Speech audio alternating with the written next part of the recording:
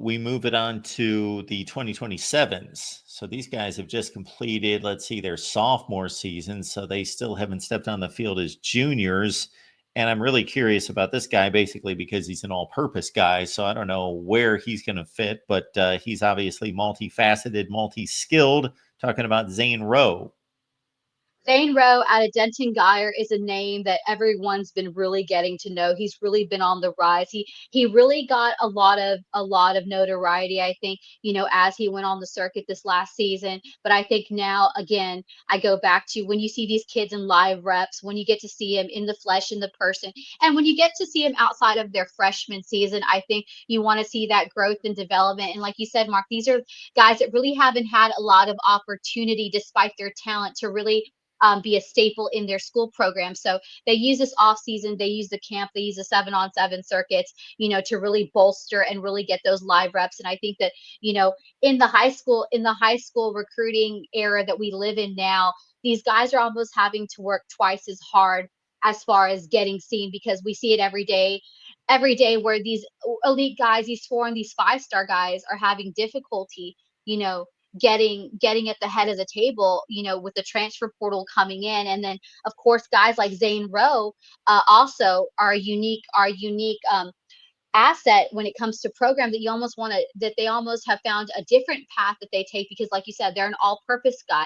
He's being recruited as a defensive lineman by most of the schools, but there's a couple schools that are looking because of his size and his frame, 6'5", 6'6", 220, that he could also kind of double as a tight end. But no matter where he goes, whether he's in the D line or he's at the tight end position, he definitely has a dynamic recruitment ahead of him. He was once an Oklahoma commit, even though he was a 2027. He was a verbal commit to the Sooners, but he's kind of shot. He since then has decided to reopen his recruitment, and rightfully so. He's still young, has the opportunity to test the waters, and I think now that he's had the opportunity to get out there, kind of sell his stock, kind of show his versatility, especially this weekend in Dallas. I think it gives him the opportunity to kind of, see what's out there aside from Norman. But Oklahoma still remains in the run. Texas is very much in the running. He has a strong relationship, with Jeff Banks out there. He hasn't really narrowed down the playing field, just kind of shared some of the schools that he's interested in. The only visit that he does have set up as of now, of course, would not on an official, but is down to Athens. He will be taking in Kirby Smart and the Georgia Bulldogs March 15th. So it's just right around the corner. So again, look for Zane Rowe to continue to make a splash on the camp circuit, and we look forward to bringing more about this rising star of the 2026 class in Denton Guyer in Texas. Okay, Leanne, we are going back to the offensive tackle position, but now to 2027 and one of the very best, and we go back to Texas. Back to Texas, like they say, is it everything's bigger and better in Texas. And if you're definitely looking for an offensive tackle at the high school level that you're willing to gamble on, that you're willing to build, Texas just might be the place that has some pretty strong guys. Brian Swanson, I actually started out my season down watching South Oak Cliff and North Shore down in Houston for that opening match. And Brian Swanson coming off the bus along with Cortavius Tisby, Arizona commit, who I had the opportunity to catch up with at the Navy All-American Bowl. Both those kids, you can see why they are in high demand. Already a 4-star.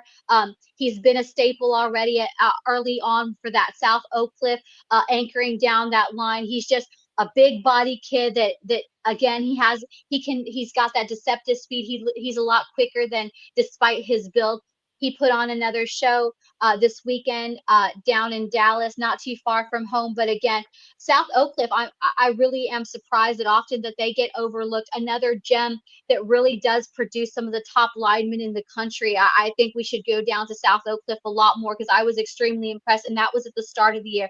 But from what film I saw this weekend on the one-on-ones, Brian Swanson is just continues to show why he's a top OT in Texas. Again, he just coming off, he's got such a quick step coming off the ball, and he really just hones in, and there's nothing that he's afraid to take down. And again, we saw it in full force this weekend here in Dallas.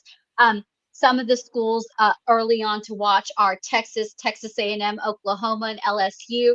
We're hearing though that if the national champions, um, Ohio State Buckeyes, have been keeping a close eye on Swanson, and we're hearing from the buzz that there might be an offer in hand sometime soon. And we're hearing that if that were to be the case, that Ohio State would definitely take a big jump in Swanson's recruitment. So again, you can never say no to the national champions.